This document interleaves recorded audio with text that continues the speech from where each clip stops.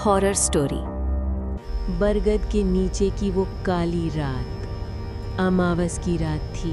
आसमान में चांद का नामो निशान नहीं था। सिर्फ दूर टिमटिमाते कुछ तारे थे जो घने बादलों में बार बार छिप रहे थे। हवा पूरी तरह थमी हुई थी, इतनी खामोश कि सूखे पत्तों के चरमराने की आवाज़ भी किसी धमाके जैसी लग रही थी। ये वो समय था जब इंसान तो क्या, जानवर भी अपने घर से बाहर निकलने से कतराते हैं।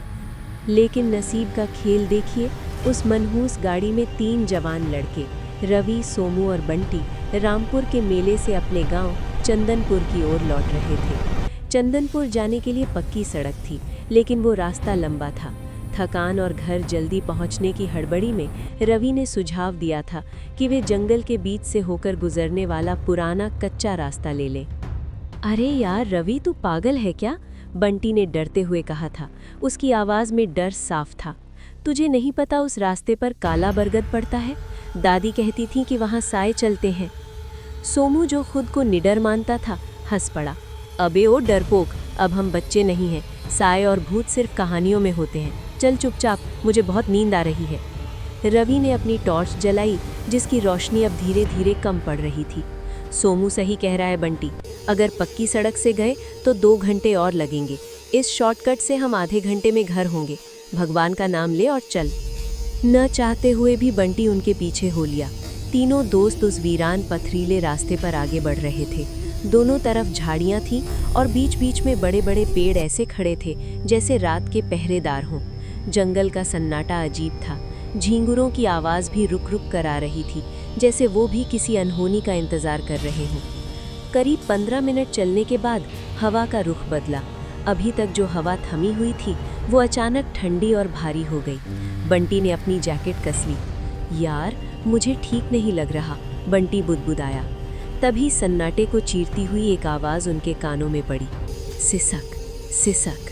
तीनों के कदम एक साथ रुक गए। रवि ने टॉर्च इधर उधर घुमाई। सुना तुम लोगों ने? हाँ हाँ। सोमू की आवाज़ अब उतनी निडर नहीं लग रही थी। कोई रो रहा है। आवाज़ थोड़ी आगे एक पुराने महुए के पेड़ के पास से आ रही थी। रवि ने टॉर्च की रोशनी उस दिशा में फेंकी। रोशनी के दायरे में जो दिखा उसे देख उनकी सांसें अटक गईं। रास्ते के किनारे एक पत्थर पर एक औरत बैठी थी। उसने लाल रंग की साड़ी पहन रखी थी, जिसका पल्लू उसके सिर पर था। उसका चेहरा घुटनों में छिपा हुआ था और वो फूट फूट कर रो रही थी। इतनी रात को यहाँ? बंटी ने पीछे हटते हुए कहा।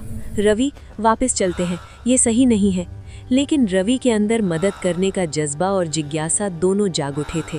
पागल है क्या? कोई मुसीबत में हो सकता है। शायद किसी गांव की औरत हो जो रास्ता भटक गई हो। रवि धीरे धीरे आगे बढ़ा। जी सुनिए, आप ठीक तो हैं? औरत का रोना थम गया।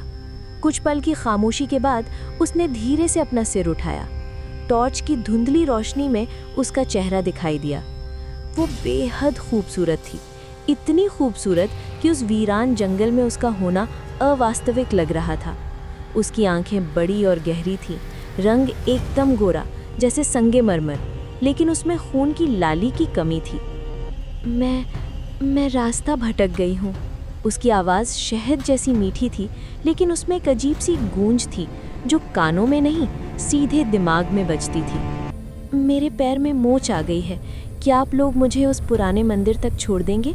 वहाँ मेरे पति मेरा इंतज़ार कर रहे होंगे। सोमू, जो अभी तक डरा हुआ था, उसकी सुंदरता देखकर पिघल गया।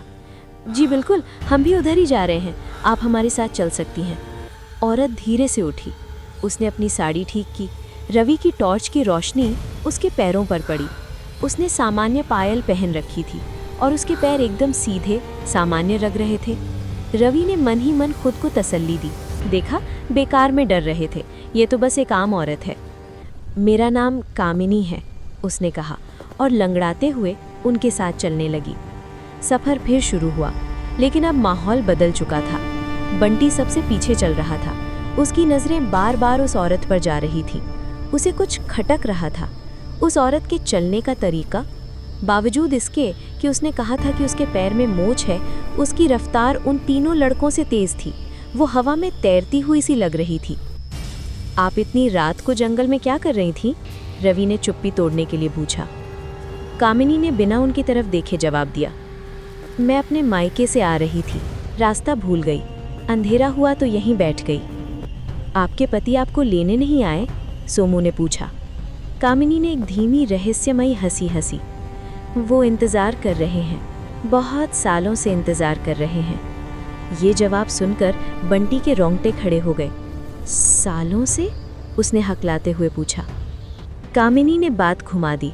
अरे, मेरा मतलब था कि वो बहुत देर से इंतज़ार कर रहे होंगे। समय कब गुजर जाता है पता ही नहीं चलता है ना। रास्ता अब और घना हो गया था। वे लोग उस इलाके में पहुंच चुके थे जहां काला बरगद का पेड़ था। ये वही जगह थी जहां गांव वाले दिन में भी आने से डरते थे। यहां पहुंचते ही रवि की टॉर्च 2-3 बार फड़फड़ाई और फिर उसकी रोशनी बहुत कम हो गई। बैटरी ख़त्म हो रही है, जल्दी चलो।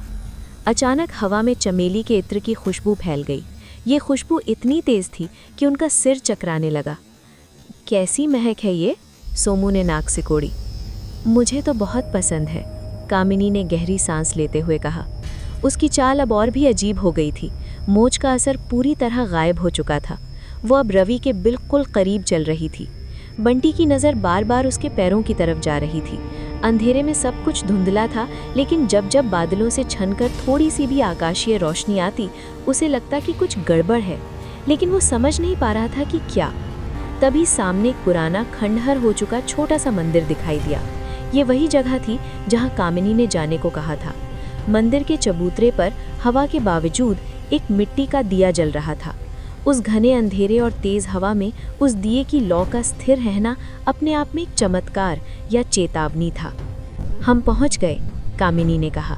उसकी आवाज़ अब मीठी नहीं बल्कि भारी और खुरदरी हो गई थी। तीनों लड़के मंदिर के पास रुके। रवि ने राहत की सांस ली। चलो, आपको सुरक्षित पहुंचा दिया, अब हम चलते हैं। इतनी जल्दी? कामिनी मुस्कुराई, लेकिन इस बार उसकी मुस्कान में मासूमियत नहीं थी। उसके होंठ कुछ ज्यादा ही चौड़े हो गए थे। प्रसाद तो लेते जाओ। नहीं, हमें देर हो रही है, बंटी ने सोमू का हाथ खींचते हुए कहा। चल भाई। रुको, कामिनी ने कहा। वो दिए की रोशनी की तरफ बढ़ी। जैसे ही वो दिए के पास पहुंची, दिए की पीली रोशनी उसके पूरे शरीर पर पड़ी। अभी तक जो टॉर्च की सफ़ेद और कमज़ोर रोशनी में छिपा हुआ था, वो अब आग की लपटों में साफ दिखाई देने वाला था। बंटी की नज़र सीधे उसके पैरों पर जम गई और जो उसने देखा उसके गले से चीख तक नहीं निकल पाई।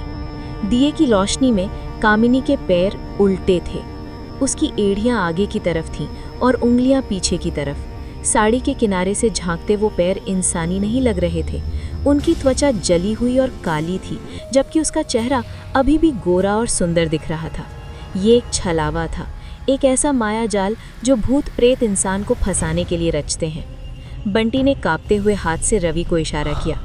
रवि की नज़र भी नीचे गई। उसका खून जम गया। वो समझ गया कि वे जिस बेचारी औरत की मदद कर रहे थे वो कोई इंसान नहीं बल्कि एक चुड़ैल थी। गांव की कहानियों में सुना था कि चुड़ैलें अपना रूप बदल सकती हैं, अपनी आवाज़ बदल सकती हैं, लेकिन वे अपने उल्टे पैरों को कभी नहीं छुपा सकती, खासकर पवित्र अग्नि या दिए की रोशनी में। जैसे ही रवि ने अपनी नज़रें ऊपर उठाईं, उसने देखा कि कामिनी अब उन्हें ही देख रही थी। उसकी आंखें जो पहले काली थीं, अब अंगारों की तरह दहक रही थीं। उसका चेहरा गलने लगा था। सुंदर त्वचा के नीचे से सड़ा हुआ मांस दिखाई देने लगा। क्या देखा तुमने? मेरे पैर पसंद आए तुम्हें? सन्नाटा चीख में बदल गया। भागो! रवि चिल्लाया। तीनों लड़के अपनी जान की बाजी लगाकर पीछे मुड़े और दौड़े, लेकिन जैसे ही वे मुड़े, उन्होंने पाया कि जिस रास्ते से वे आए थे वो गायब हो चुका था। चारों तरफ सिर्फ घना जंगल और कांटेदार झाड़ियां थी। रास्ता कहाँ गया? सोमू रोने लगा। पीछे से कामिनी की ठहाके लगाने की आवाज़ आ रही थी। वो हंसी जंगल के हर पेड़, हर पत्ते से गूंज रही थी। कहाँ जाओगे? आज की दावत तो तुम ही हो। हनुमान चालीसा पढ़ो, बंटी चिल्लाया। हालांकि डर के मारे उसे शब्द याद नहीं आ रहे थे। जय हनुमान ज्ञान गुण सागर। तीनों लड़के बेतहाशा भाग रहे थे। झाड़ियाँ उनके कपड़े फाड़ रही थी, कांटे उनके पैरों में चुभ रहे थे, लेकिन रुकने का मतलब था मौत। उन्हें अपने पीछे भारी कदमों की आवाज़ सुनाई दे रही थी, धप धप धप, जैसे कोई बहुत भारी चीज़ उनके पीछे दौड़ रही हो। अचानक रवि को एक पगडंडी दिखी। इधर, तालाब की तरफ। वे लोग तालाब के किनारे की तरफ भागे। गांव की सीमा वहां से पास थी। लोक कथाओं के अनुसार बुरी शक्तियां गांव की सीमा यानी कुल देवता का स्थान पार नहीं कर सकती, लेकिन चुड़ैल उनके बेहद करीब थी। सोमू को महसूस हुआ कि किसी ठंडे बर्फीले हाथ ने उसका कंधा छू लिया है। बचाओ! सोमू चीखा। रवि ने पलटकर अपनी टॉर्च, जो अब अजीब तरह से तेज जलने लगी थी, सोमू के पीछे मारी। रोशनी पड़ते ही एक भयानक आकृति पीछे हटी।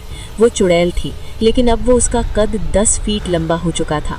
उसके बाल हवा में सांपों की तरह लहरा रहे थे और उसके हाथ असामान्य रूप से लंबे होकर सोमू की ओर बढ़ रहे थे। छोड़ उसे! रवि ने पूरी ताकत से एक पत्थर उठाकर उसकी तरफ फेंका। पत्थर उसके आर पार निकल गया, जैसे वो धुएं की बनी हो, लेकिन इससे उसका ध्यान बट गया। भागो सोमू! वे तीनों फिर दौड़े। सामने गांव की सीमा पर लगा पुराना बरगद का पेड़ और उसके नीचे बना छोटा सा हनुमान मंदिर दिखाई देने लगा। वो उनकी आखिरी उम्मीद थी। चुड़ैल अब गुस्से में चीख रही थी। उसकी चीख से जंगल के पेड़ हिलने लगे। ऐसा लग रहा था जैसे पूरा जंगल उन लड़कों को रोकना चाहता हो। जड़ें उनके पैरों में उलझने की कोशिश कर रही थी। बस पहुंच गए! बंटी, जो सबसे पीछे था, हांफते हुए बोला। वे तीनों लड़के पूरी ताकत से कूदे और गांव की सीमा के भीतर उस छोटे से मंदिर के चबूतरे पर जा गिरे। जैसे ही उन्होंने सीमा पार की, पीछे से अब जोरदार धमाका हुआ और फिर खामोशी छा गई। वे तीनों जमीन पर पड़े पड़े भारी सांसें ले रहे थे। उन्होंने डरते डरते पीछे मुड़कर देखा। सीमा के उस पार अंधेरे में वो लाल साड़ी वाली औरत खड़ी थी। अब वो अपने सामान्य रूप में थी। वही सुंदर चेहरा, वही मासूमियत, लेकिन उसकी आंखों में बेबसी नहीं, बल्कि एक अधूरी भूख थी। उसने मुस्कुराते हुए अपना हाथ हिलाया, मानो कह रही हो फिर मिलेंगे, और धीरे धीरे हवा में धुएं की तरह विलुप्त हो गई। दिए की वो रोशनी जिसने उसके उल्टे पैर दिखाए थे, अभी भी उनकी आंखों में बसी थी। उस रात के बाद रवि, सोमू और बंटी को कई हफ्तों तक तेज बुखार रहा। उन्होंने वो शॉर्टकट लेना तो दूर, रात को घर से निकलना भी छोड़ दिया। गांव वाले कहते हैं कि वो छलावा आज भी अमावस की रात को उस रास्ते पर भटकता है, किसी नए मुसाफिर के इंतजार में।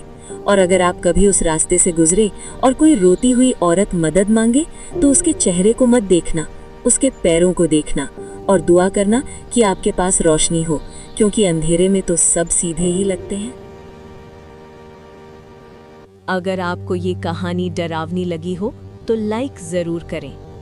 ऐसी ही डरावनी और रहस्यमयी कहानियों के लिए चैनल को सब्सक्राइब करें और कमेंट में बताइए, आप उस औरत की मदद करते या भाग जाते।